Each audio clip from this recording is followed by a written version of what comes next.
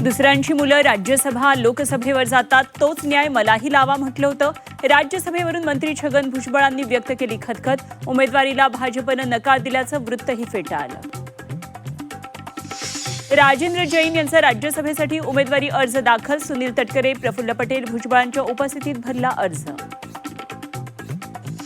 नाशिक विधान परिषदेचा तिढा आज सुटण्याची शक्यता. महायुतीकडून गोकुळ गीते, प्रसाद हिरे यांच्या मनधरणीचे जोरदार प्रयत्न सुरू. दोन्ही उमेदवारांनी निर्णयासाठी वेळ मागितल्याची माहिती. नवी दिल्लीत इंडिया आघाडीची महत्त्वाची बैठक. ममता, सुप्रिया सुळेंसह विविध पक्षांच्या नेत्यांची हजेरी, तर उद्धव ठाकरेंची बैठकीला व्हर्च्युअली उपस्थिती.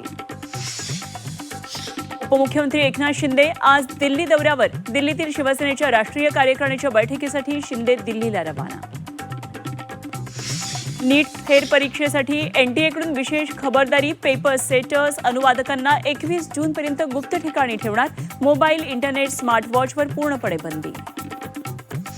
मुंबईत आजपासून टँकर चालकांचा संप. भूजल उपशाबाबतच्या नव्या नियमांमुळे टँकर चालक आक्रमक. आधीच पाणी कपात असताना टँकर बंद झाल्यानं मुंबईकरांची चिंता वाढली.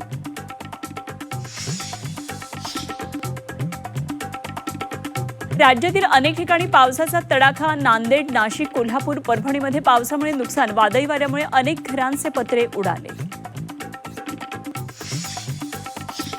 देशात मान्सूनची वेगानं आगेकूच. पूर्व भारतातील अनेक राज्यांमध्ये मोसमी वाऱ्याची धडक. महाराष्ट्रातही मान्सूनच्या वाटचालीसाठी अनुकूल परिस्थिती. राज्यात 15 जूनपर्यंत पावसाची शक्यता कमीच. पेरण्यांची घाई करू नका. मुख्यमंत्री फडणवीस यांचं शेतकऱ्यांना आवाहन.